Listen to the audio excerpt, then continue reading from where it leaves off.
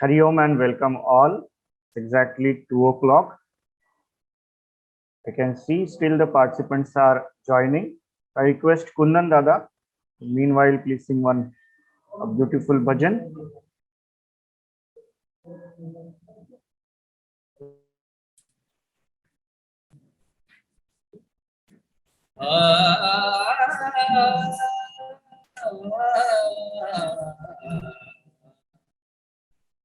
देखो देखो रे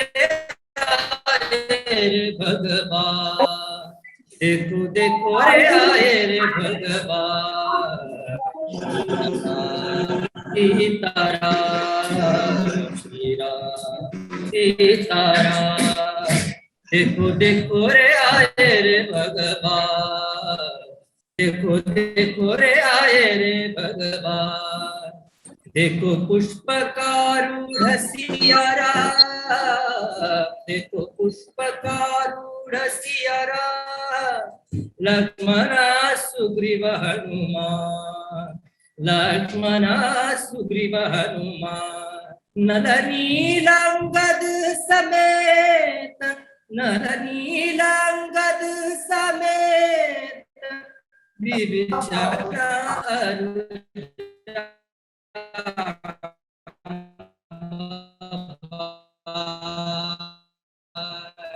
विभीषण रुझान, देखो देखो रे आए रे भगवान, श्री राम सीताराम, श्री राम सीताराम, आनंद मगन पुरजना, आनंद मगन पुरजना, मंगला मोद त्रिभुवन, मंगला मोद त्रिभुवन, अब सत्य धर्म स्थापना, अब सत्य धर्म स्थापना, राम राज्य कीर्ति महान, देखो देखो रे आए रे भगवान, देखो देखो रे आए रे भगवान, Shri Ram Sitaram, Shri Ram Sitaram, Sitaram Sitaram. Thank you so much, Kundan Dada. You can see many participants have joined. Before we start, let me just remind you, keep an eye on your camera and your mic. I can see in between mics are getting on and off. Yeah, thank you so much. I request everyone to please be on video mode. Okay, so warm welcome to everyone. We have Anamica ji with us, today's guest. Let me introduce her. Actually, it's not a new face for us, but we have few new teachers. Let me introduce Anamica ji for everyone. Anamika Sharma is an individual with diverse experience and strong track record fostering student creativity. She has worked across industry and has led the marketing team of a leading publishing house. She delved into her entrepreneurial journey in 2019, has been actively involved in guiding the academia and industry since then. Such a wonderful and dynamic personality is going to deliver a talk on emerging trends in education, impact of NEP and its implications. So I invite Anamika ji on the screen. Thank you very much. Thanks a ton. Am I audible? Yeah, you are audible. Before we start, let me tell you, Anamika ji, we have all the teachers of NV Chinmaya Vidyalaya present over here. The whole staff, we are actually, it's a, as you all know, it's a chain of trainings, and we had one training in the morning also, and today your training is aligned. So all the teachers are very, very eagerly waiting for your session. Thank you. Yeah. Thank you very much. I hope I'm able to deliver some justice to it. So first of all, thank you very much, sir, the sir who sang the bhajan. Uh, you know, this was such a beautiful reminder to me also that, God is at my home. Thank you very much. So I don't have to look for God outside. And this is where I will start my session also. So when we talk about, any training, in fact, as a matter of fact, I always believe that the training is essentially a part of every human life. Agree or not? Every day life trains us into something or the other, whether we like it, we don't like it doesn't matter, but life has its own way of training us all for the next phase of a chapter, right? Though we will be talking about professional training, at the same time I can tell you one thing with great assurance, that professional training does not come without personal training. So as a human being I don't train myself to think, to conduct, to learn and grow, I cannot be professionally trained also. So this is one inside game that we have to play every day. There are days when we don't want to get up in the morning, go to school, but we tell ourselves no, we have to go. In a similar fashion, growth mindset is something that we all need to cultivate every single day. Every day, last time also I think I did touch upon this part, that every day we have to ask ourselves, what did I learn today? It could be a word, it could be a lesson on empathy, it could be a lesson on cooperation, it could be just a simple lesson on gratitude. But why, how grateful I am today for something that I did not anticipate, or something that happened to me, right? So for that, I would talk about NEP now, or emerging trends in technology. How many of you have already read the NEP document? Please put your hands up. Have you all read the NEP document? Has anyone read the NEP document? You can unmute and tell also. I would rather like it a very interactive session. So it would be nice if you can tell me, by unmuting yourself. Has anyone read the NEP document?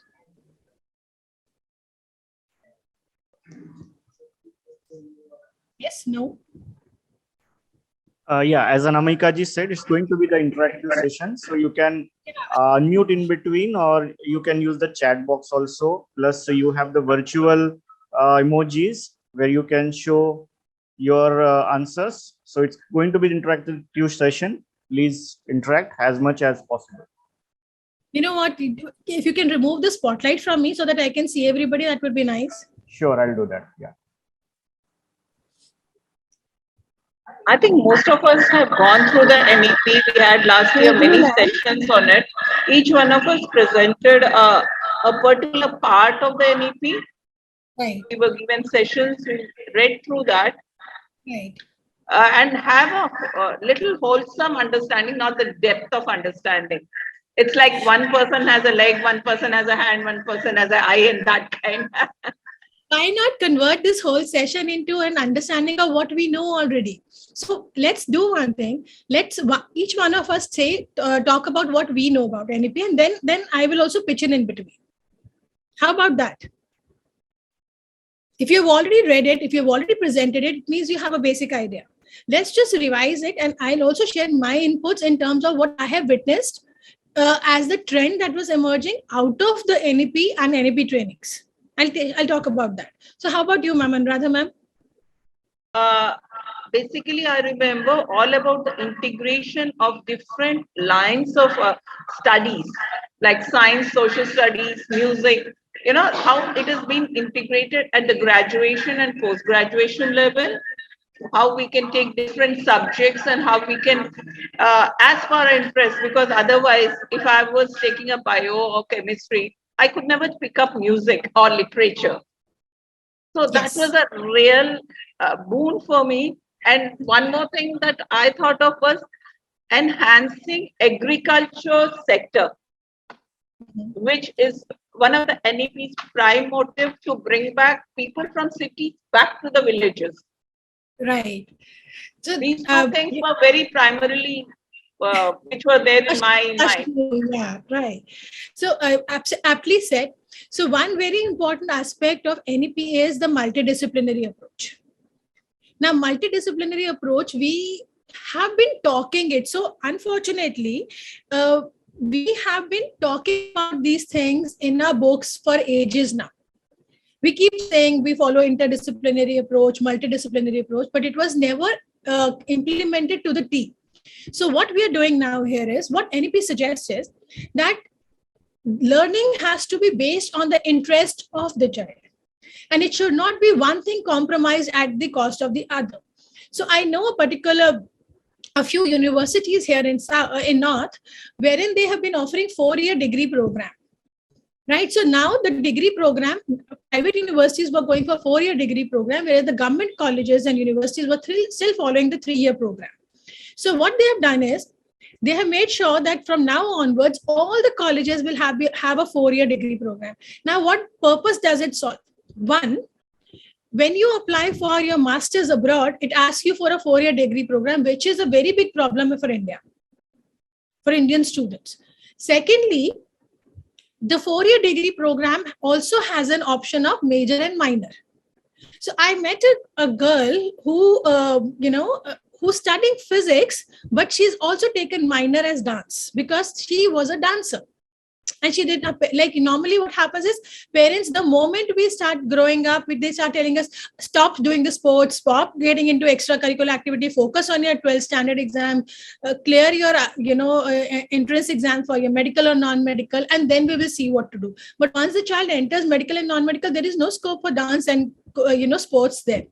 And there is no specific quota also for dance students or any art students there. So here, a child who likes fine arts is not supposed to just give away its joy of studying fine arts, but he can take up engineering and fine arts, he can take biotech and fine arts, he can take agriculture and fine arts. So that is a very beautiful element that NEP has brought forward. And yes, you're right about the agriculture part also. When we say agriculture part, actually they have touched upon every single aspect of human growth. So we don't need only technology, we need food to eat. But everybody, if they're studying technology and nobody's growing food, then what is the fate of the country? And as it is, we are looking at how many children are migrating abroad, how many children are moving to cities just for greener pastures, because they feel that their own cities or their towns or their villages are not providing ample opportunity. But now we are telling them that, okay, you stay where you are, we are going to bring vocation to you in your city instead of you going out of city. So NEP wants that instead of relocating to a new place to find employment, we figure out how can we employ the people in their native areas and ensure that they are successful. For that, it is important that we know what is around us. Yes. What else? Who else would like to say something? And everybody has to say something. The rest of you? Regional language, importance of regional languages. Regional languages are? Means the importance was given to the regional languages. Yes. And even if you are learning science, so the science teacher has to use means that terminology, that words he has to tell in regional language as well as in English language. Right. Why this is very important is also because the idea is, when PM Modi goes out of India and he speaks to those people in Hindi, which is being translated, do the world leaders not understand that? They understand everything. So nobody is stopping him from communicating. Idea of a language is to communicate, and idea of any communication is to convey the idea, irrespective of the language. So what happens is, because our country has a mixed blend, it has so many languages, and there are families where English is still not the main language, where the parents cannot speak English, the child suffers because he's not able to understand things, because his parents are not able to help him. So for that reason, regional language has been given prime importance. One very important aspect of this, it is a very thoughtful act actually, because one is, we have so many languages which are dying right now. And we do not want that to happen. The culturally rich that our country is, we want the languages to be preserved, and that can be only preserved when we actually encourage students to use the local languages. So that is also an element behind, a thought behind, promoting regional languages at the primary level, that you have to use, the regional language to encourage students to learn. So you're right about that. Yes. Who else? Cultural aspect also has taken care of. You have to repeat, please. Cultural aspect has also taken care of in NEP. Yes. So another aspect that professional education. Yes, professional education is being focused. So we'll come back to these things one by one. So one is, when we say cultural aspect, the most prominent, domination of cultural aspect is visible in art integration that they have been talking. So art integration has become a mandatory part, be it your science, be it your maths, be it your social science, whatever subject you're teaching, integration of art has become an important aspect of your teaching learning. Right? The idea was not to create artists all the time, but along with, knowing the art that we art and culture where we come from, it is also about respecting that and preserving those art. So again, like you hear the stories about so many Madhubani art well example. So they have been saying that there are very few Madhubani artists there now, because the children are no longer ready to pick up that art and take it forward. It is not too rewarding. It does not bring you a lavish lifestyle that they can actually have. And this is one place wherein I think the students would be benefited and the country would be. So if you look at NEP, everything is centered, and everything comes down to how the country is going to benefit through this whole process. And along with that, how the students will be more rich. They will not be a single facet person who just knows how to do maths. They will be children who would be interested in doing and learning more things. So they would know art. They would at least know, even if they're not drawing or art, they are not artists themselves, they at least know what the roots are. Right. So this is very, very important. Ma'am, you said something about professional development. What was that? Just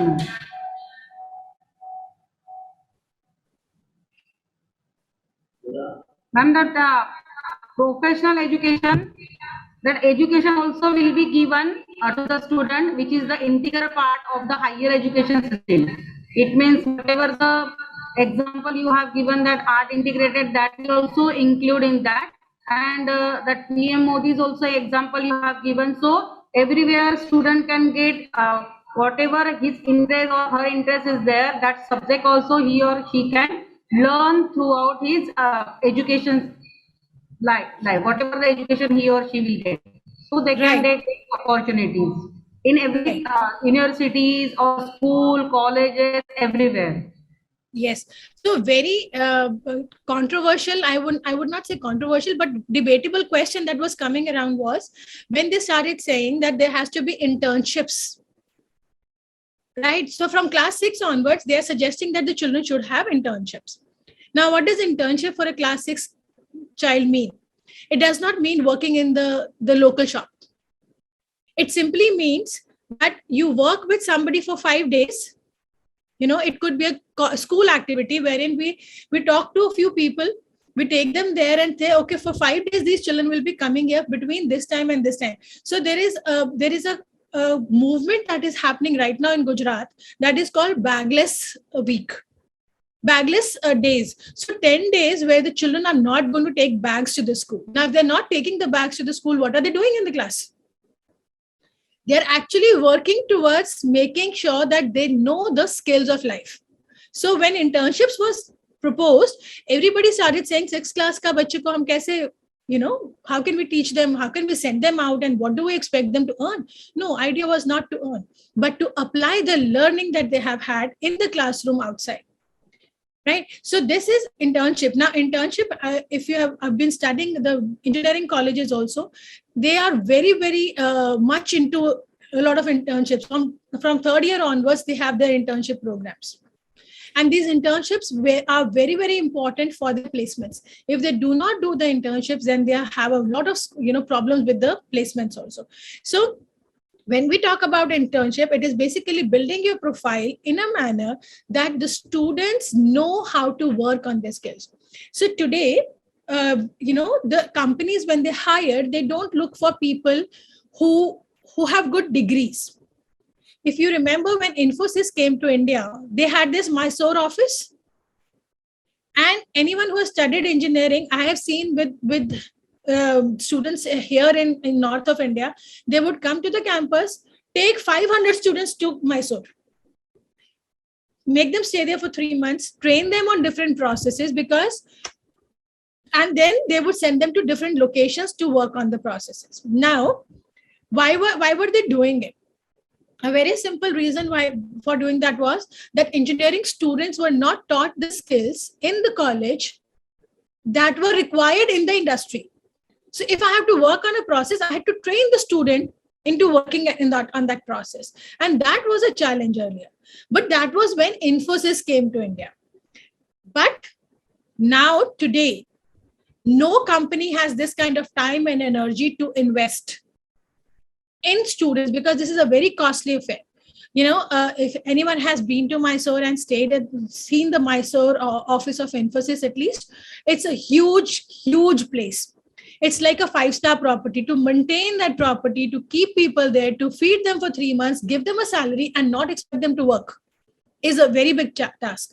So what happens is, nowadays companies say, like I work with, I have a small company called Reskill. We work with colleges and universities. We train them on the industrial processes. Like right now, we are working with Microsoft and Facebook. Facebook is looking for people who are talented, who know how to create their augmented reality effects. So my job is to train the students on augmented reality there. Now, why they are wanting to do it right now is not because they have a lot of money to spend and gift for the gifts and all, but because they do not want that after the child completes his graduation, then they come to them and then they are trained and then they are hired. They don't want that kind of time and energy to be spent. So what they're doing is they're doing it right away. So this is what is going to work with the school also. Internships will ensure that the students, their portfolio is very well done. Along with that, it will also ensure that the children, they actually work a lot towards developing their skills rather than learning.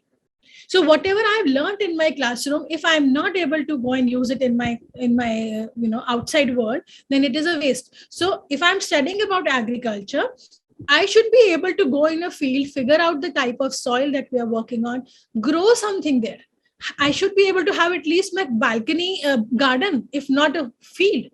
So these are the very basic things that we are working towards internship. And the idea is not earning money. The idea is very simple, that their skills using their hands, their mind, and the analytical skills are developed. Right? So yes, professional development program are very, very important for the students also. Ma'am. What else? Ma'am, Yes. in NEP, skill-based education are introduced. They are mainly focused on skills, not rather than the marks. Now the current system is like that only. So that skill-based education they are introduced in NEP. And one more thing, preschool that they are introduced in the formal way in the NEP. Right. So as of now, we never had a formal preschool setup. Anybody could start a preschool. I could just decide, मेरे घर में 4 बच्चे आ जाए, and I'll call it a preschool. I could do that. But now there is a formula for that also. Right? There is not only a formula, there is a curriculum for that. This has never happened earlier, that there was a curriculum for preschool. Preschool was basically how were books made. I have worked with publishing houses, so I can tell you how books were made. So we only had, as a sample, we had books of 12th and 10th. So 12th ka syllabus was defined and 11th books were made based on those 12th books. That if a child has to know these things in 12th, he should know this in 11th. So backward integration is what we call that. Similarly, for 10th, we had 10th books. So 10th, if we have to teach this in 10th, what should the child know in class 9? That is the backward integration we did for class 9. We used to have 8th board. So 8th board was syllabus was defined, and then we had backward integration for 6 and 7. But it was such a nightmarish thing. We never had anything for class 1 to 5. Forget nursery KG. So this is the reason why when the student came from class 5 to class 6, all of a sudden parents in of class 6 teacher would get all the complaints about the teacher itself. Class 5th तक तो अच्छा पढ़ता था, 6 में आके बिगड़ गया, problem हो गया, उसको समझ नहीं आ रहा. Why? Because there was a huge gap. There was a huge gap in what was being taught in class 5 and what was being taught in class 6. So the child in class 5, we were treating him like a small baby, keeping very small answers, keeping very limited syllabus. We never thought that in class 6, this is what he has to learn. So he has to be prepared for it. We never taught them variables then. We simply taught them basic concepts. That's it. So this became a problem. For the first time, there is a very clearly defined syllabus for pre-nursery, nursery, KG, primary school, and so on. So this is again a very, very beautiful aspect of NEP. Though, having said that, there is we have no idea how it's going to be implemented. As of now, till date, CBSE is also working towards implementation. They have not created a 100% formula on this is the right way of, incorporating NEP in my books, because that would require a complete overhaul of books, which NCERT has to, work on. Yeah. Who else? There is one more aspect that I really liked about NEP. That is the banking of your study. That is? Wherein you could take banking of your study, you could study for 2 years, take a break. That your whole education is banked. Otherwise, backlog year was like a big black spot on your career and your education. Absolutely. This is something absolutely wonderful that has come out. Right. So I was so delighted and I was so sad when I read that, because when we were growing up, there was no such provision. So if we took admission in BSc first year, we had to finish the complete graduation or lose 1 year. So this time it has a lot of exit and entry points. If I do complete my 1 year and after that I decide to change my subject, so that becomes a diploma. Right? So degree is 4 years, then intermediate diploma, and then there's a degree. Right? So anyone can take up things for 1 year, 2 years, take a break, come back. Nobody is going to say anything. But for every year, you get a certificate.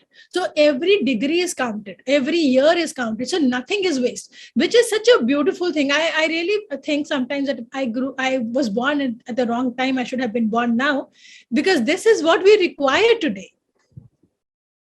All of us of our age have struggled through it. Even if we never liked the subject, we had to go through it because of this problem that it was such a strict watertight compartment wherein we had to follow what we were doing. That not only worked in graduation, but even in +1, +2.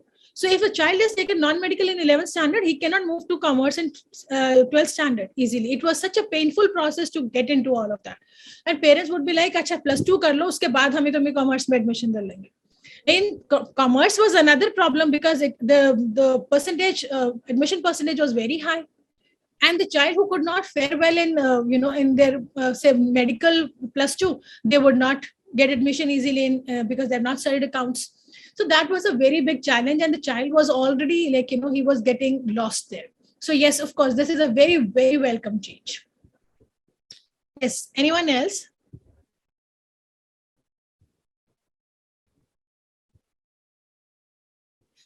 I have a little presentation, if that I can share.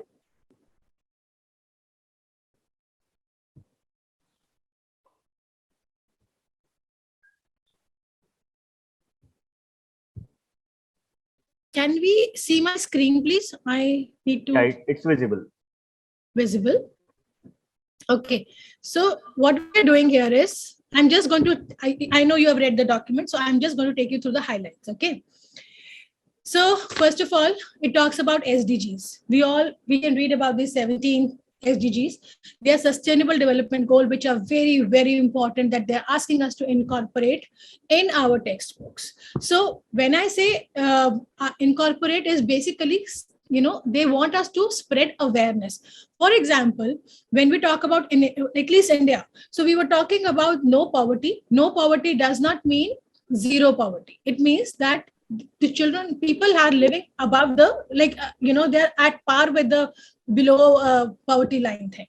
So then is zero hunger. That means everybody gets food, good health and well-being, quality education, gender equality, clean water and sanitation, affordable and clean energy, decent work and economic growth, industry innovation and infrastructure, reduce inequality, sustainable cities and communities, responsible consumption, climate action, life below water. So I will leave the 9 to 17 part to other countries, because my country is initially struggling with the first 8 parts. That is where we all are struggling. So we are still struggling with poverty. We are still struggling with hunger, health, education, gender equality. These are the basic problems that our country is going through. So when we talk about SDGs, we need to make a clear mention about what SDGs are we catering to through this particular chapter. So, and that will, you can find out references of it in every book, right? So there has to be a conscious effort of introducing SDGs to everyone. Okay, the highlights, I'm just sharing the highlights with you. So highlights are basically the schooling will start at 3 years of age, right? We were already doing it, but then, it was not mandatory that you had to start at 3. Sometimes in village schools, they were starting at 6 also, right? Because there was no school for pre-primary in villages. There were schools starting from first standard onwards. So that means around 6 years of age. But now it is mandatory that they have to start at 3, which means that preschool is very, very important. Then 5 plus 3 plus 3 plus 4. That is the formula now. 5, when we talk about 5, we understand what 5 is. So basically, nursery, then we used to have this lower KG and upper KG, and first and second, that is the 5. Then is 3, that is your third, fourth, and fifth. Then is another 3, that is your 6, 7, and 8. And then 4, that is 9, 10, 11, 12. So we have divided the academic years into 5, 3, 3, and 4. Right? And they will be all interlinked, but at the same time, now we know that this is one cluster. So what was the cluster earlier? It was nursery KG 1. It was 1 to 5 second, 6, 7, 8 separate, and 9, 10 was separate, and 10, 11, 12 was separate.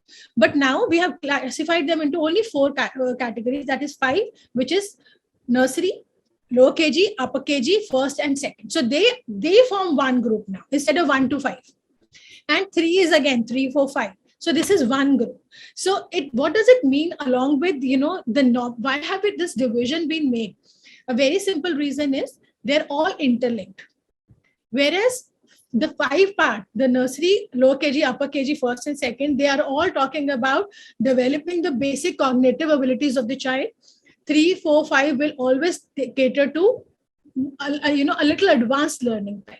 So that is how the learning has shifted.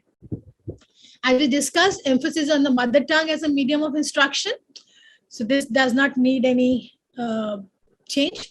So universalization of early childhood care education, which is basically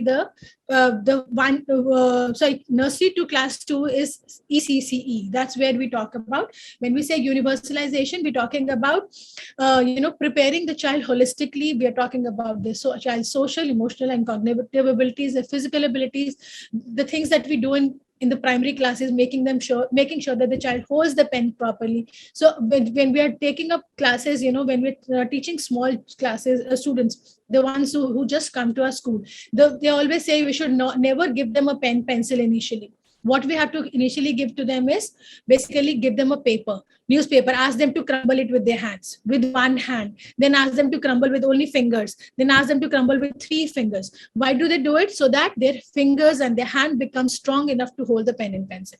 That's a very basic idea. So when we talk about physical development and emotional development, so the moment we, unfortunately in our country, which is so obsessed with making the child write everything, and the parents start making the child write at home before they even start sending them to school, this has become a problem, that after a while the child doesn't want to write because he's tired of writing. He has not been given an entertaining way, or a very, his hands get tired. I remember my nephew, when he had to write, so he would keep his pencil down and he says, my pencil is tired.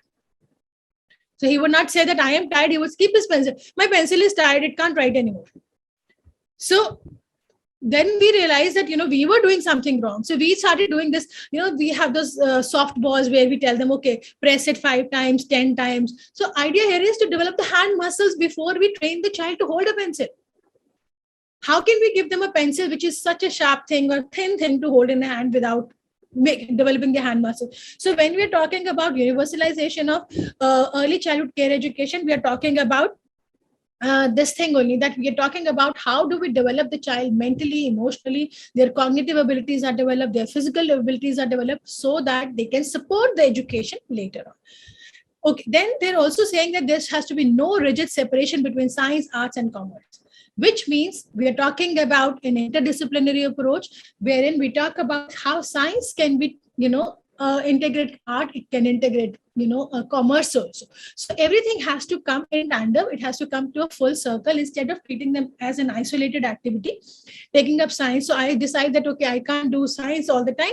So what I do is I make them do experiments. But when we ask the child to draw diagrams, none of the teacher, I'm pretty sure, checks how beautiful the diagram is. We also, we look at some children, we know that they're not good in drawing. We see that whether they have drawn the parts and they have labeled it well. Right. So when we're talking about developing a plant cell and an animal cell, so if the shapes are somewhat similar, we simply give them the marks. We don't want them to be artistic there. We want them to know what is what. So that is, we're bringing in art there. We did not expect them to color that and beautify it. We simply wanted them to do. Then internships and vocational education from class 6, which we have discussed, that from now onwards it will be a mandate that we have to have vocational education. Now, vocational education, as I mentioned, Gujarat is holding this 10 days of no bag day. They are only doing the vocational activity. So this is also what they are saying, that in a year's time, in one full academic year, take out 10 days to do this. They don't want you to do every month. They don't want you to do every week. They don't want to do it in every semester. Simply 10 days in a month is good enough. Wherein in a year wherein you can tell them, okay, these are the streams we have picked up. We have decided we are offering, pick up the one of your choice, and then we simply make sure that we make arrangements for them to go to. So if somebody has picked up agriculture, he goes to the agriculture. So we have a tie-up with somebody who has fields, and we tell them, okay, the children will come there, you have to teach them that. Somebody has taken up pottery, so we arrange for a potter in the premises, and we tell them, okay, now you have to learn how to prepare the mud for pottery first, and how to get the right mud, how to choose the select right mud. So that's what we have to do for in a year's time. We don't have to jump in every week or every month. That should not be a separate period also, in fact. There is focus on foundational literacy and numeracy, which means for junior classes, we do not want them to work on every subject of computer and this and that. We simply want that they should be able to read well and they should be able to count well. So their number game has to be right and their word game has to be right, because these are the two foundations for everything in later classes. So by the time the child reaches grade 3, he should be aware of numbers. He should be able to count well. He should be able to divide, multiply, basics, add certain things well. So the numeracy, number skills, and the literacy basically means able to read well. So can the child, pick out the, what do you call, the sight words when he's reading? Does the child know sight words? Can he pick up the right, prepositions or nouns? So when I do not use nouns in junior classes, I say I call them naming words. So naming words. So if I'm able to tell the child that these are naming words, and by second standard, the child can identify naming words, you can identify the moving words or action words, we are good. We do not want them to go into the technical details of the chapter, but what we are planning to do here is a simple review of what we can do forward to make sure that the children are numerically sound, and they are they have good basic literary skills. Now board exams will have low stakes. What does it mean, low stakes? That earlier a lot of emphasis was paid on 10th class ka result and 12th class ka result, right? So this will change, wherein now we are, earlier what we were doing is we were focusing on the assessment based on learning.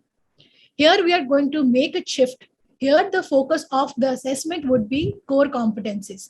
So if the child is able to not learn the formula but apply the formula out of the context, that is where we look forward to a learning atmosphere. So here board exams will not be as of high importance as it has been so far. Reduction in curriculum to core concepts. Why this has been done? I was myself disappointed when I heard this one. I'll tell you why. Because we have been through so much syllabus. When we were studying, we used to have the whole book coming for the exam. How can these small children get 5 chapters and they can have a board exam? So that was a pain that I felt, that I was a bit jealous about it. But then I realized that I was learning. Throughout my academic years, all I was focused on is learning. How much I have learned, how much am I, putting on the paper. Remember the graduation when we have those 32-page sheet milta hai, and we have to fill the whole sheet, because agar thoda bhi reh jata hai, to examiners are thinking we know less of the answer. So that's what we've been brought up on the concept of writing too much. Here we're talking about core concepts, and core concepts cannot go along with writing and learning so much. So too much of syllabus is basically too much of core concepts, and too much core concept means that a teacher also needs to kind of be on the edge all the time, right? Why be on the edge? Because she has to, one, complete the syllabus, right? Secondly, she has to delve into core competencies, which requires that the child's application-based learning is on the higher side, which requires that the activities have to be much more prominent and dominating than they were in the past, which also means that not only does she have to do the activities, but this time she has to be super careful about marking those activities also, right? That means that the learning assessment criteria will also change. So there's a lot of work for teacher also if we have too many core concepts, too much of a curriculum, because more the curriculum, more the core concept, and more the core concept, it becomes even difficult for a teacher to assess them. So experiential learning goes out of the window the moment we start saying that, we have to finish 18 chapters in a year's time. And that too with so many chuttis, with pandemic, and I don't know what not is happening right now. So when we talk about experiential learning, we talk about how the child experiences the learning. So one very basic example that I give is, when we have to teach, for example, adjectives in a class. So what I do is, instead of teaching them adjectives are the words that define noun, I simply say, okay, tell one quality of yours. Everyone has to say one good word about themselves. Not even quality. I don't even use the word quality because adjectives comes in class 3 if I'm not wrong. So what I do is I simply say, okay, let's everyone say one good word about ourselves. Everybody is saying those good words. I write them on the board and I say, okay, these words are talking about the quality of us people, and we are nouns. Hence, these words are called adjectives. This is experiential learning. Why? Because I experienced the word for myself. Right? I thought about a good word for myself. And trust me, the child will never have to learn the definition of adjectives. Now, if I have to build on this concept, okay, so for example, I am Anamica and I say I'm adorable Anamica. I said, okay, add a verb to it. So adorable Anamica sings. Verb aa gaya?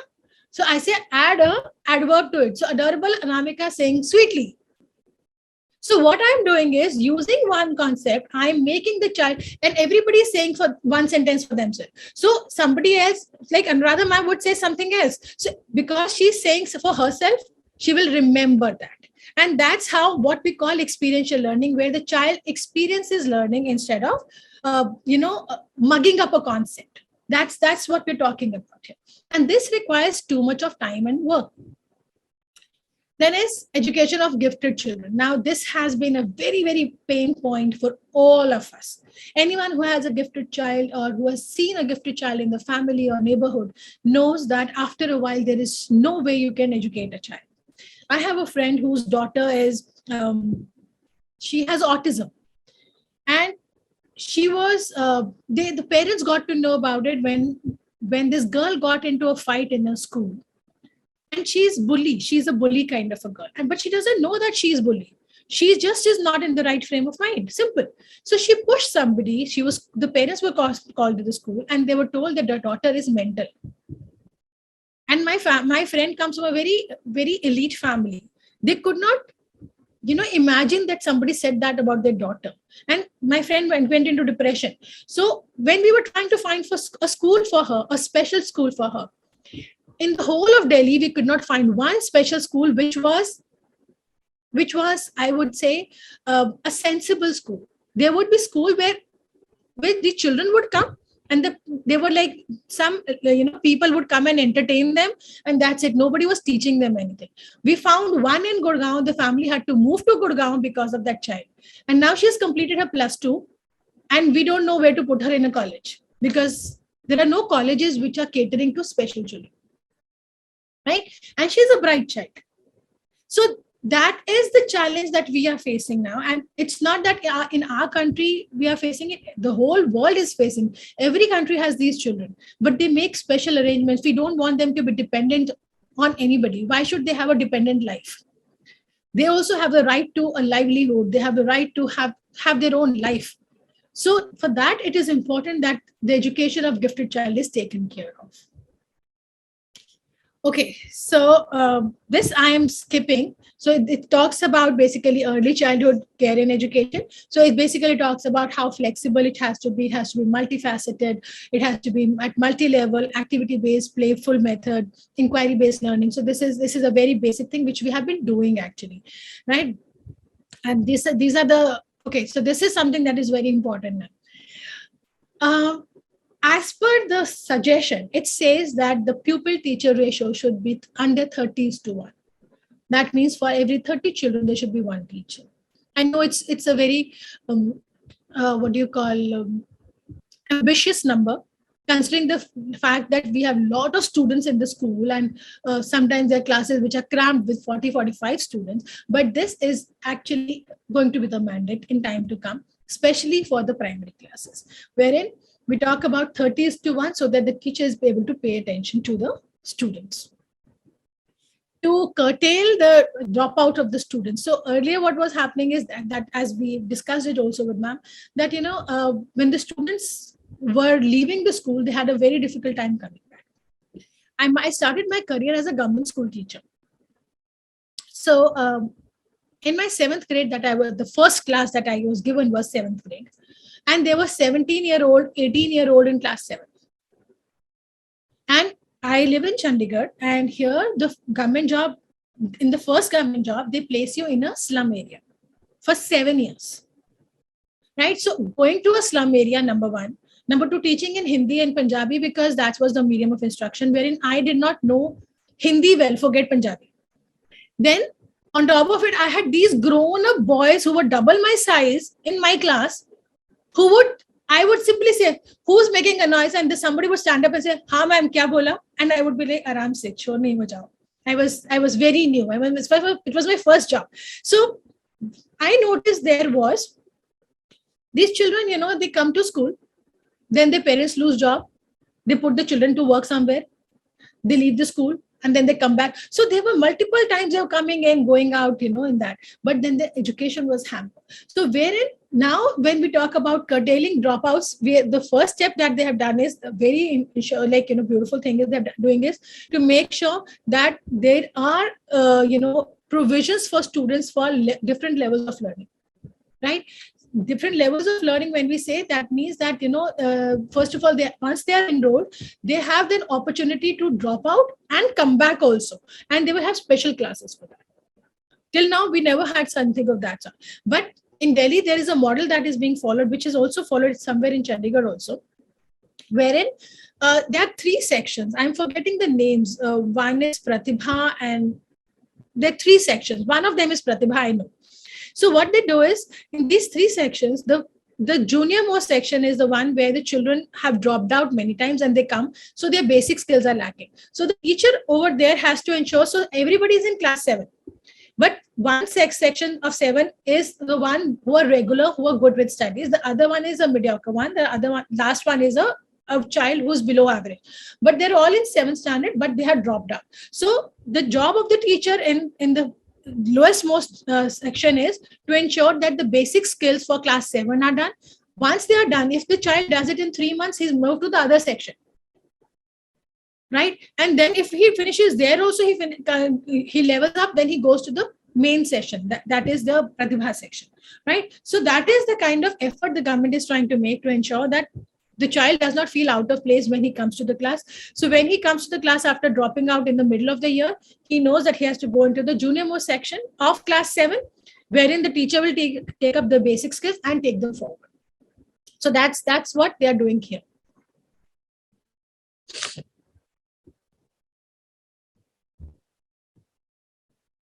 This we have already discussed, the 5+3+3+4 strategy. So for what they are saying is, what the nomenclature has to be remembered. So we are talking about the foundational stage. Foundational stage is basically your nursery, KG, and upper KG. Preparatory stage is, yes.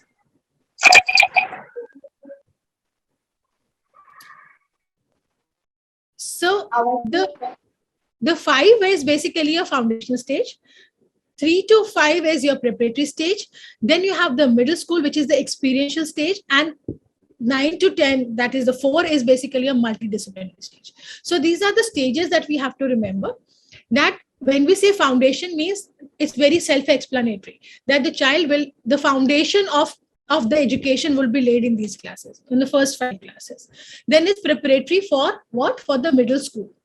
Right. So middle school is basically experiential learning. So preparatory stage will lead to the child to the middle school, which is an experiential learning where the child will explore subjects in relation to the other subjects.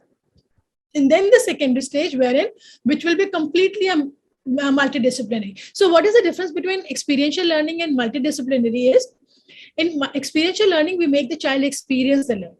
Whereas in multidisciplinary, we are able to find a connection between one subject and the other and the other and the other. I'll give you an example of multidisciplinary. Experiential, I have already told. So for example, a teacher in class maybe 9 is teaching Shakespeare, for example, just basic example, or Charles Dickens, English teacher, right? She says that this is a story by Charles Dickens here. And what we have to do is, you have to read, during your summer vacation, read a novel from Charles Dickens and write the summary, right? Now, the other teacher has to take up the same project. So maths teacher, what will she do? What will the science teacher do? What will the social science teacher do? That's what we have to figure out.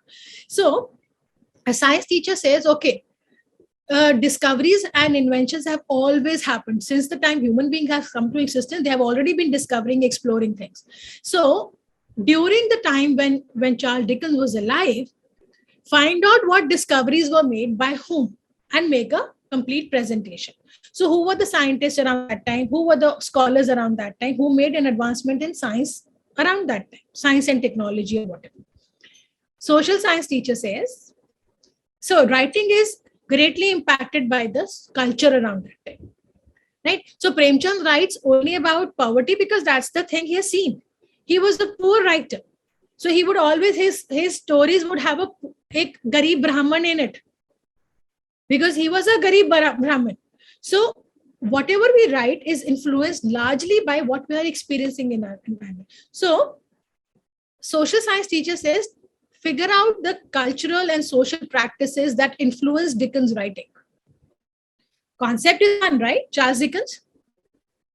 Hindi teacher says, translate a work of Dickens in your own language in Hindi. Right? Maths teacher says, okay, how was the weather around, say, this particular 10 years of his, when he wrote this thing and this book on the other last book, when he started writing his first book and the last book, what were the climatic conditions or maybe the agricultural practices following around that time? Make a pie chart of it. So what a child is doing, he is taking up one core concept and he is studying it thoroughly through science, through maths, through social science. Computer science teacher can say, all that you are doing in other subjects, make a PPT out of it. Add animation to it. So what we have done is, we have taken a one core concept and we have translated that core concept in every stage of learning. Right? So this is what we try to do with the multidisciplinary approach. So experiential learning, wherein I experience learning from my own life. Multidisciplinary is I am able to put that in related with every other subject that I'm studying. Right?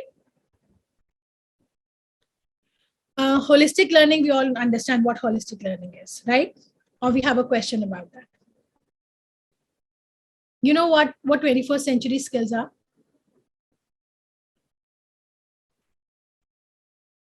How many of you know what are 21st century first skills? Just discussion. I've been talking for a long time. I want you people to speak now. What are 21st century skills? Everybody is talking about it. The internet is full of it.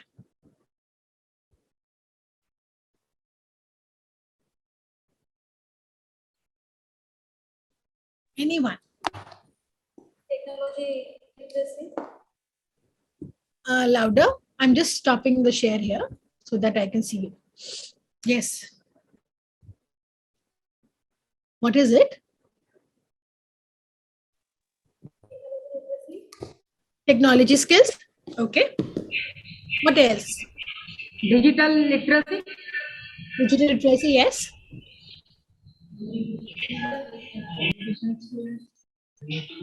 What else? Interpersonal skills. Yes. Thank you for saying this. Interpersonal skills, yes. What else? Related to critical thinking, problem solving. Yes. So critical thinking, problem solving, interpersonal skills, digital literacy, technology skills. We're missing out on something very important. A very important thing.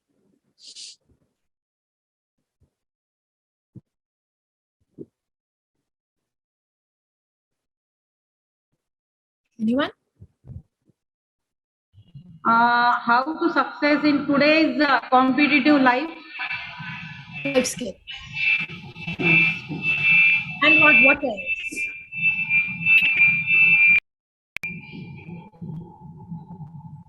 Problem solving skills.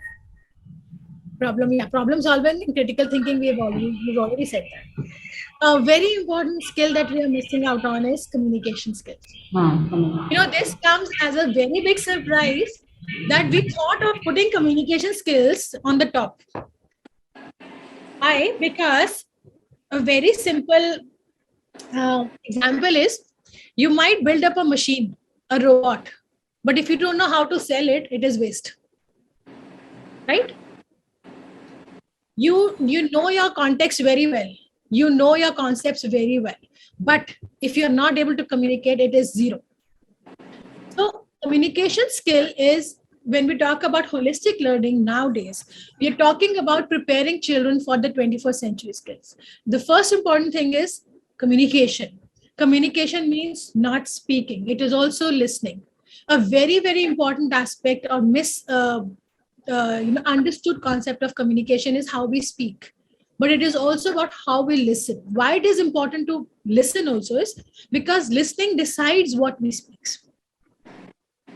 isn't it? We listen and we respond. But even if we misunderstand something, imagine the response. We give a very bad response, which is not good at all. Right? So what we have to do is we have to train the students on one communication skill, which begins with listening and then ends with speaking, not begin with speaking and end with listening. We train them. Second important skill here that we require is your critical thinking skill. Why critical thinking skill is important is because today look at the problems of the world, of our students as a matter of fact. You give them a question, they will wait for you to answer those. Right? They want you to write the answer on the board. Or they will wait for it. Okay, ma'am, bata degi, because if I don't answer for 10 minutes, so she's not going to waste her time because she's got a lot of work. She'll write the answer on the board. Let's do it. So here, critical thinking is not only about writing the right answer. It is also about being able to take the right decision at the right time. And that is the need of the hour. So if at all I find somebody injured on the road, I will not ask my mother to come and tell me what to do. I should be able to do it. The basic first aid I should be knowing that part. So critical thinking is a very, I just gave you a very basic example of accident on the road, but in general also, critical thinking demands that we have thinkers in the society. And why we need thinkers is because we are talking about a generation which is banking heavily on other people to make decision and then come back to us saying, you took the decision, it was wrong, my life is ruined. And industry does not need people who cannot think on their own. If you cannot think on your own, you cannot make a decision on your own, how are you going to lead a project? Then you're not a good leader. Then you don't have a solution mindset. So a critical person with critical mindset will also have a solution mindset instead of a problem mindset. Today, if you look at the newspapers, you hear the news, you read Twitter, everybody has been complaining. Right? Everybody has been complaining. Usne ye kar diya, usne wo kar diya, government ye hai. Everybody is saying something. My question to everybody is, okay, the world is wrong. Tell me, what are you doing to make a change? So we are not making any effort to do the change. We are not even ready to change ourselves. What we want is everybody around us to change. If I cannot offer a solution to an existing problem, then do I have the right to complain all the time? Is it the right way to live life? No, we don't live life like this. So here what we're trying to do is when we talk about critical thinking, we also are looking forward to a generation, a youth that will kind of, bring out more solutions than the problems that they have cited. Right? Then we're talking about problem solving. Problem solving does not happen when we give them a problem. Life is a problem for all of us. Every day there is some new problem. You wake up someday, you twist your toe. You did not decide about it, but you have to come to work. You have to figure out a bandage in the house. You don't have the bandage. You go to the neighbor. So every day is posing some challenge or the other, whether you like it, you don't like it, you asked for it, you did not ask for it. You were very careful, you were careless, but it will come. Right? So problem solving mindset is also a very important skill, a life skill that we all really need today. And one very important reason for that is because we want the students to kind of come up with solutions the world is facing. So when the pandemic happened, none of us was prepared for it. None of us were prepared for it. Overnight, everything closed down. We had to figure out a way. People like me who did not know how to work on internet and who did not know how to take classes on the internet, they had to go back to learning all the skills away and in a new way. We learned so many things in this last 1.5, 2 years, and we're still learning. This is a very good lesson for us. But what has happened for our students is, because it is an online thing, mama will make sure that the camera is not switched on. Teacher will keep saying, switch on your camera. I'm asking you a question. Answer me the answer to the question. And the children are like, quiet. Because what happens is, mama logs in onto the phone or laptop and the child is sleeping. How is the child going to answer that? So the problem mindset solution mindset is something that we now is very, very important that we need to develop in the students. So this is one part.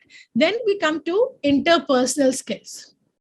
Interpersonal skills are basically how we talk to people, how we look at the other person in relation to us, right? So how we conduct ourselves in a group, in a society, in my house. It starts from the house, it goes, the circle becomes bigger and bigger and bigger, right? So interpersonal skills are also about teamwork, it is about collaboration, it is about cooperation, it is about collective work. So all of that is basically an interpersonal skill.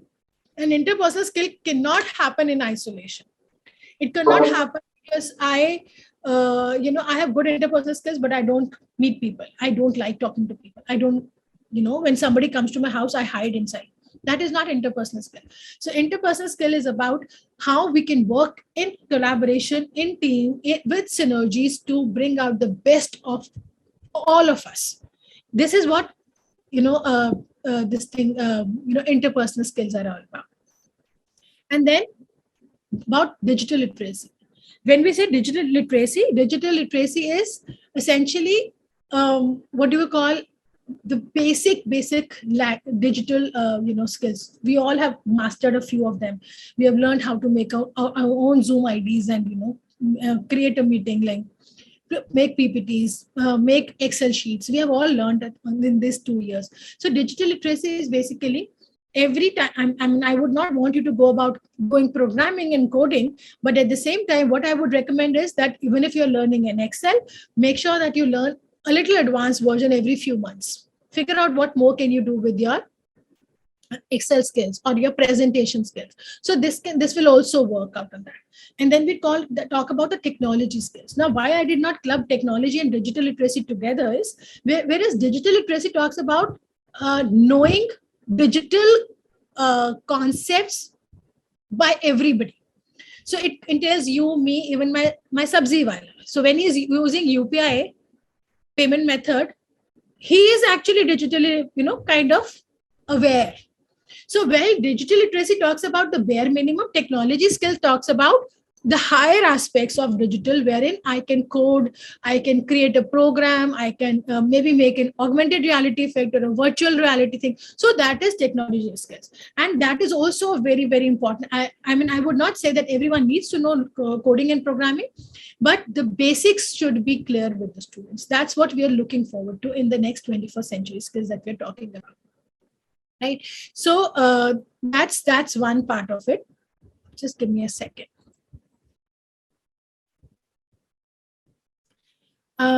Okay, so I'll share my screen again.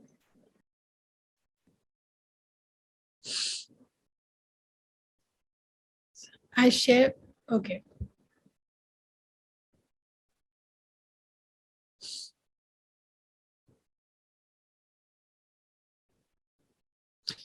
So these are the skills we are working on now. We're talking about scientific temper and evidence-based thinking. When we say scientific temper, we all understand basically probing.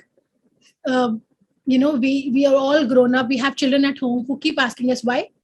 You tell them do this, wo bolenge kyun? Every house has a child in the house, wherein who will ask too many questions. So basically, that's a scientific temper, right? And when we say evidence-based thinking is if you can substantiate your answer with the proof, that is evidence. So if you're saying this needs to be done, so like I'll give you my own example. So when I was growing up, my mother would tell us, जो खाना है वो बैठ के खाते हैं, खड़े होके नहीं खाते, because I had this habit of constantly standing up and खाना खाते खाते उठ के खड़े हो जाते थे, खड़े होके खाना खाना, and सब कुछ भाग भाग के. So I never understood why it was important till the time now. And I would ask my mother why, and she would say because that's how it is done. And that was never an appealing answer. कि that's how it is done. मतलब क्यों सब करते हैं तो why should I do it? I want to change it. So now I realize that how peaceful it is to sit down and just enjoy and relish your meal. Right? So that's the evidence-based learning thinking we're talking about. We're talking about creativity and innovativeness, wherein a very basic example of creativity and innovativeness is visible in the answers that we make the children write. So it is very convenient to write the answers on the board because it's easy to check and everybody has the same answer. And it is easy for me to, check the answer papers also, the answer sheets during the exam also, because everybody will have the same answer. But that is not creative. That is nothing innovative there. We don't get to know What is the thought process of the child? For us to understand the thought process of the child, it is very, very important that we allow them to think.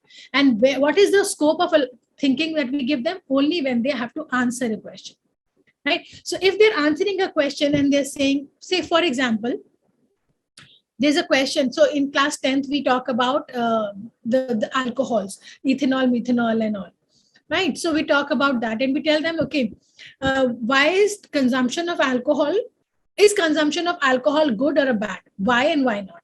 So if a child says it is bad, and he gives you a reason that it is bad because perhaps he has seen people getting into too many fights, losing their mind, kind of emotional balance there, and getting vulgar, ugly, hyper, then the child is right. But if a child also says, no, it is right, it is okay to consume alcohol because he has seen his father take one drink every day, and he says that it is just, it helps you to lower your burden. So if he is giving you a right answer, justification for it, then we have to consider that answer also. So we cannot at all tell them that this is just the right answer that I want. So only space when we can allow the child to think is when we ask them to answer a question for us. Then a sense of aesthetic and art, which we talk about in the art integration, oral and written communication. Basically, they should be able to speak well and they should be able to write well. The communication should be, when they're writing a letter or when they're speaking to people, they should know what kind of audience they are talking to. Knowing your audience and speaking to them at the right time. So I can come here to do an NEP session, but at the same time hijack it to some other plane. Take it to politics, take it to spirituality. That will not work, right? So when I say oral and written communication, I should be able to address it to the right audience at the right time. Right word to the right audience at the right time is what is the rule they say. Or health and nutrition, that means their physical education, their fitness should be taken into consideration. They should be taught to collaborate and work in teams. They have to be problem solving and logical reason should be taught to them. Vocational exposure, we have discussed that, they need to know how to apply their learning to daily life. And then digital literacy, coding, computational skills. Again, this has become a very important part. Coding and computational skills. Computation skills are not just about computer. It is also about, your thinking skills. So computational skills always help you in making your thinking skills better. Ethical and moral reasoning, that is very important, considering the fact that we are living in an age where everything is dominated by social media. We have to instill moral values and ethical values in the students, and the best way to do is to demonstrate it, right? So children take us as role models, they take their parents as role models, and this can happen at home or at school. It cannot be taught anywhere else. Basic understanding of constitutional values. How many of us know our constitutional rights? How many of us know that? Do we know any constitutional rights that we have?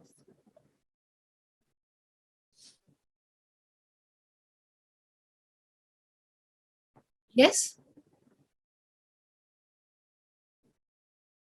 None of us. So tomorrow, if by any chance cops come outside and bang our door, do we know what do we have to tell them? We don't know. Basic constitutional rights are something that, I'll tell you. So one very basic constitutional right for women, at least, is that, whenever we get into a situation wherein police has to be involved, our first right is to demand a female police officer around us. It's simple, right? Whether it's a road accident or somebody has misbehaved, anything. So we can ask for a female police officer around us. They cannot come to our house after 6 o'clock. They cannot keep us there, take us there between, 6 and 8 in the morning. So they are basic constitutional rights. And there are many more. I just thought of these because these happened recently around me. Then is gender sensitivity. It also means that we do not disparage based on a female and a male. Simple. A man and a woman will have equal opportunities, not rights. Rights can be can be misinterpreted, they can be manipulated. But when we say gender sensitivity, we talk about irrespective of being a man or a woman, we have equal opportunities. If we are able to make it, we should not be crying about it. So other person should not be crying that why should, oh, she's a female, she got a, advantage over it, or he's a man, that is why he got this job. That should not be there. So when we're talking about, so like a very, very basic example, if you're noticing in the textbooks also, now the textbooks are changing. So you will notice that the mother is working on a laptop. If you looked at the old books that we people have grown up studying, we used to have books wherein mother was always in the kitchen. But nowadays, mothers are working on laptops and father is in the kitchen holding a fry pan. Very small picture, but very impactful picture. It talks about changing of roles. If you had a grandmother in the textbook, she would always be wearing white, sitting on a chair, maybe knitting. Grandfather reading a newspaper. That's how the pictures were earlier. But today, the books are changing. The grandfather is no longer reading the newspaper. He could be working in the garden. Grandmother is no longer knitting.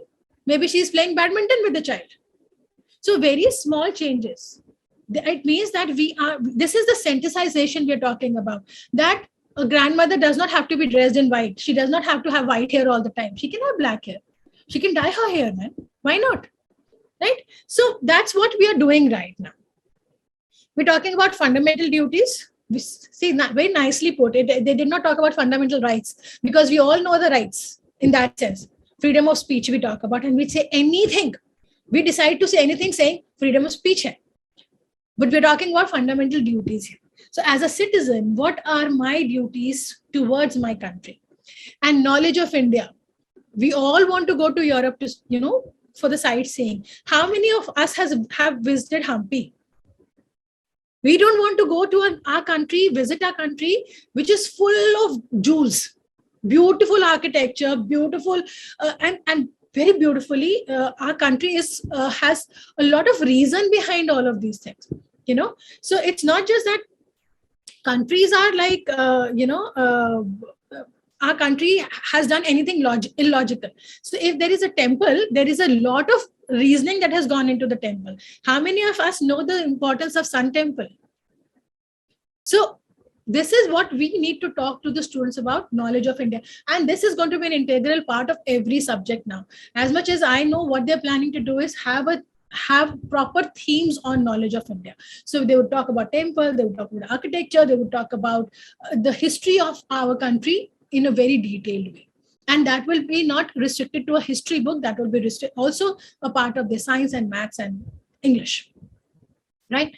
Then is environmental awareness, which includes water and resource conservation, sanitation. So when we talk about, everybody knows about environmental issues. We're constantly talking about how much pollution is there and how much water is being polluted. And we need to, the Swachh Bharat Abhiyan took, it brought to light the need to keep the city clean, the neighborhood clean. So that is there. Then is current affairs, knowledge of critical issues faced by local communities. So when we're talking about, see, what are the GK books doing right now? We talk about everything except for my neighborhood. So we will talk about foreign authors, foreign cities, foreign current affairs, but not my country. How many students of ours know the ministers, list of ministers that we have? Or what is the portfolio that a certain minister is carrying? We don't know that. And that's what we are trying to do, that current affairs and the critical issues facing the local community. If I am in Nagpur, what are the issues that are being faced at Nagpur? That's what we are trying to, build on. Right? So these are the main highlights of NEP that we are focusing on. And I stop here. And the idea here is, if you look at the whole NEP, it is nothing different from what we were doing, but this time it is more structured. It is more structured in the sense that we have added layers to it to ensure that every part of it is met. Every learning outcome that we're expecting has to be met. And you don't have to fear about it as of now. It is going to be very heavy for the teachers also, because it demands that the teachers work on themselves and their skills much more frequently. They change their teaching styles more frequently.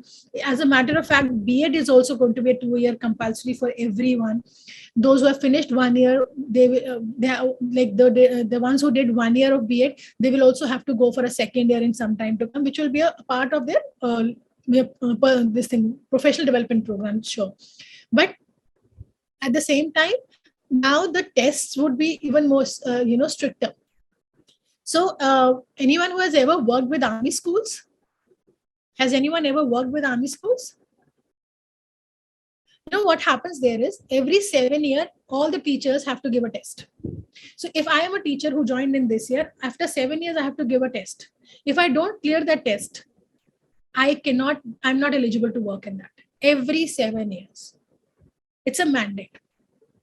So what we are here doing here is also making sure that teachers, they also work on their professional skills alongside the students, because of course the new version of teaching and NEP demands a new level of skill that the teacher should have.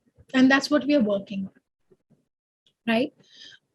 Now I'm opening the floor for questions. Any questions you have? Yeah, thank you so much, ma'am. It was a wonderful session, very, very fruitful. It has been like 1 hour, 30 minutes, but everyone, it seems to be very, very energetic and eagerly listening to you. It's a long time. Yeah, the floor is open for everyone. If you have any question or comment, you can raise your hand or you can directly ask the question. Before we move on, I have a little doubt. Yes. Not a doubt actually, it's going in my mind about NEP. When it was introduced, the proposed plan, so all the schools were supposed to have a deep study on it, and the sessions also we were having from you also and from other mentors also. So I just want to know what is the latest update about NEP, what is the latest happenings are going on. There's nothing happening. See, right now the boards are on. CBSE till now has not been able to decide how to integrate it. And ICSE will simply follow what CBSE does. So they are not even trying to make an effort to implement it. So it's still in the process. We will get to know a clearer picture somewhere in the month of October this year, if they are able to integrate it this year also or not. So that's the latest that we have. Okay, yeah, got Till it. that time, this is basically all talks and implementation. See, implementation of this whole program requires complete overhauling of the books. That means if we are talking about this 5+3+3+4 also, and we're talking about multidisciplinary, we're talking about experiential learning, of course, the book has to be supported by that. You cannot have the old books. And some publishers are coming up with all the fancy titles, their tags and all. We have done this with latest NEP edition. NEP, those people also don't know what to do with it. So Yeah, just putting up tag over there does not make sense. Right. So you mean to say if we call it as the implementation of NEP in a particular time, so it's not going to happen everything on the same time. It's going to be the layer-wise thing. Yes, it will be phased. It will be phased. It cannot happen overnight and everywhere. See, they also need time to develop and test the curriculum. They will be testing the curriculum, and this is next few years. Once they start implement, is going to be more of a testing period. Exactly. And if the government does not changes, then it will stay. Otherwise, if the government changes it, so then also we have to look at what more has to be done. Got it. Thank you, ma'am. Yeah, the floor is open for everyone. Yeah, I can see Hemlata Tai raising her hand. Yes, ma'am. I want to just ask that you just explain about the ratio of pupil and teachers. That is 30:1. Yes. So, is there any ratio for the sports teacher and the students or players? As of now, no. But I think that will come about because we're talking heavily about the physical development of childhood. So that cannot happen until we have a mixed ratio there also. So, I mean, a sports teacher, of course, like in a music class, what happens is the child who is doing well, my attention is more focused towards that child because I want that he's doing well and I should empower the child to do more instead of focusing my energy on the person who is least interested in a music class. That happens in sports also. So one who is promising my attention, it's a natural human tendency that my attention will go there. But let's see. We are hoping that that will come about. Thank you, ma'am. Yes, Yes, sir. Krishna Dada. Ma'am, NEP is encouraging the colleges to go autonomous. I can barely hear you. Your voice is. Madam, NEP is encouraging the colleges to go autonomous. Why is Yes. it? Because we want to have uniformity, maybe. That's the only probable answer that I have right now. But because see, everybody, the private colleges, if you look at them, they fare very high in comparison to the government colleges, right? So I was talking to one of the colleges where the fees for BCom, please understand, listen to it. BCom fees was 70 lakh. Why 70 lakh? Because it was a 4-year BCom program and 2 years was, exchange program with some foreign university. So they of course had to take their fees also. If they don't make it an autonomous, then this will be the disparity throughout. So I think they're doing a wise thing by making it autonomous to ensure at least, every child has a right to education. Of course, the child who's doing a BCom for 70 lakhs is going to be more on the higher side because he's spending 2 years abroad. He has a stamp of studying 2 years in a foreign university, and these tie-ups are generally with very good universities. They are not like any local university that they pick up. So of course, that stamp is going to be more valuable, and even if he comes out only as a BCom graduate, he still has a university stamp of a foreign university. But the fee structure, a normal person will not go for my brother did his BCom in what? 10,000 rupees? He did in a government college. So I think that's the only probable answer. And ma'am, another question is, am I audible? Yes, you are slightly audible. Yeah. Ma'am, another question is, as you said, the boards are going to lose the importance. The board exams are going to lose importance. Mm-hmm. Then, how will the child get? How will the candidate? What will be the criteria of the selection of candidates? See, when I said lose importance, it was not that it will be shoved under the carpet. It means that there's competencies like skills would be more counted than their marks. So maybe they will devise a system wherein they will also test your EQ and IQ, or your technical skills before giving a medical, non-medical. Till now, if you have good marks in 10th, you can opt for medical, non-medical. Little less, you can go to commerce. That's how we pick up subjects. So maybe, I'm not too sure because it is not yet discussed and it has not been revealed how they're going to do it. But my only assumption is that they're going to add a skill-based test to it. So it's having good marks is not the criteria anymore. It is basically if you are having the skills to take up maths. So people like, many people, what they did was they thought that they have good marks in class 10 in maths. So they took up non-medical. Only to realize that the mathematics that was taught in class 10 was poles apart from the mathematics that is taught in 11th and 12th. And then they struggle with it.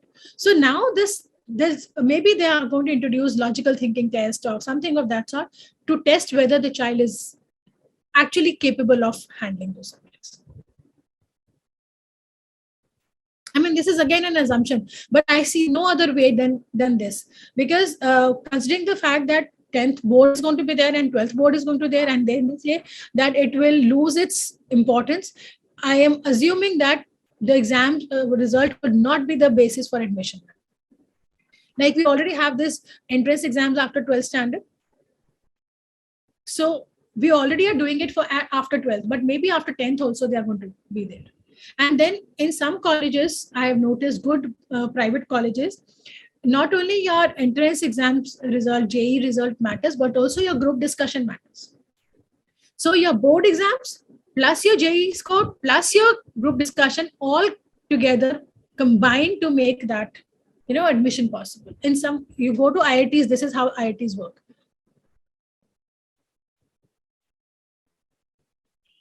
Yes. Got it. Thank you, ma'am. Thank you. Yes, sir. Yes, we have Amol Dada. Ma'am, I read somewhere there is a DigiLocker concept in NEP. DigiLocker is basically what ma'am had suggested, Anuradha ma'am had suggested earlier, that your degree is saved. So you do not lose on the first year. So if I take up first year as commerce and then I want to move to arts, the first year would be called diploma. Instead of I have to start all over again and I can take up arts in the next year. Because there would be major and minor subjects. So major would, I can change major into minor, minor into major, and that is where my first year is not wasted. And my second year is not wasted. So they have stages for first year. This is what one is diploma, then the other one is one is a certificate program, the other one is a diploma, then there is something else, and then last one is your degree. So it means that at any point in time, if you change it, and very importantly, if you leave it after third year and take for a 2 years break and come back, your degree is saved. Nobody can tell you that you have to start all over again. That's what it means. Yes, ma'am. What I feel is, what I understand about NEP is, in coming time, the value for the written exams would go down. The value would be more for the critical thinking, the way you present yourself, group discussions, and it is a skill-based one. That's what we see as a future. Totally. It will be like that. Would you agree? Yeah. So when we send the children abroad, the children who are studying abroad, before their selection happens, they have to write an SOP, statement of purpose for admission to a college, right? Even if they have bad scores in India, but their SOP is impactful, they get admission, and sometimes they get a scholarship also. So how you present yourself makes a lot of difference, and what value. If I can tell that university what value I bring on the table and how I will be valuable and how I can kind of add value to the name or brand of the college, then it works for them. So this is how it will be working in future also, wherein students we are also working on the same lines. Yesterday to my son, he was saying, "Mama, time is gone when education is given, the written education is given importance. It is your skills that really matter." I was speaking to this lady who heads Bostoning. She's a UK-based lady. So she said that when children come to us with a lot of certificates for interview, she says, I don't even look at their degree and certificates. I keep them aside. I give them a task. And she says, if I take 15 minutes to finish the task, I give them 30 minutes. Considering the fact that I'm experienced, I've been working on that ideas, I'll give them 30 minutes to finish it. After 30 minutes, if the child is able to do it, I don't even have to look at the degree. My job is that I need a person who can work, not a person who knows how to work, but I have to teach him how to work. So that's how hiring is happening in the industry right now. If you know how to work, your degrees don't matter. Because certification is easy. You pay and you get a certificate. So nobody is interested in the degrees and the certifications because they're easily, readily available. As long as you don't know how to work with your hands, to use your mind, nothing is working. Yeah. Thank you. Thank you. Yes, sir. Ma'am, as a newly appointed teacher, I found your session very informative and very enlightening. Particularly, what was the rational idea and background behind the 17 SDGs mentioned in the NEP, and how then can be integrated and incorporated at the different levels of teaching we have in the school. You have very beautifully brought it out. Kudos to that. And also the illustration you had given regarding the referential and the multidisciplinary type of learning. I had found it to be a really very good. Thanks for your efforts. I really appreciate it. Thank you very much, ma'am. Thank you very much, sir. Thanks, sir. Thank you. Thank you so much. We can have the final comments from our principal, Mr. Kishore Kulkarni ji, also with us.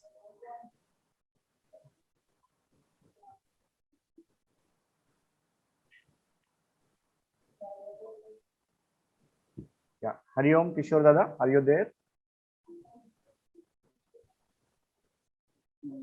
Yes, Dada, yes, I am here. Yeah. Yeah, I have been listening to all the discussions. It's very interesting discussion, and question and answer session is also very interesting. And what are the new changes in NEP?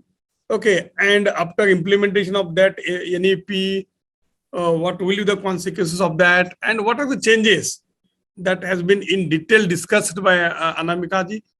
So thank you very much, Anamika ji. Just stood in last week only I requested you. You have to deliver talk here, and within fraction of second you agreed to come back to again NU Chinmaya Vidyalaya. So after just 1 year, we have been again meeting here, and it was very wonderful session. Thank you very much, ma'am. Thank you. Thank you very much. Thank you for the opportunity. Yeah. And time to time we need such types of guidance for all the teachers. If any new changes happens in NEP or while implementing it, then definitely we would like to discuss these changes with you and hope that you will guide in future to all teachers also. Yeah. Right, sir. My pleasure, sir. I would do that certainly. Yeah. Thank you. Thank you so much. Now we'll call it a day. Before discuss, I request everyone to please come in video mode. We can have a photograph and then we'll discuss. Yes. And please share the photograph with me too. Definitely. Yeah. Keep smiling, everyone. Thank you. Thank you. We'll end with Shanti Pat. Om Sarve Bhavantu Sukhinah, Sarve Santu Niramaya, Sarve Bhadrani Paschantu, Ma Kaschid Dukkha Bhag Bhave. Om Shanti Shanti Shanti. Om Purnamadam Purnamidam Purnat Purnamudachyate Purnasya Purnamadaya Purnameva Vashishyate. Om Shanti Shanti Shanti. Hari Om Shri Gurubhyo Namah. Hari Om. Hari Om. Thank you so much, ma'am, once again. Thank you very much. Thank you. Thanks, sir.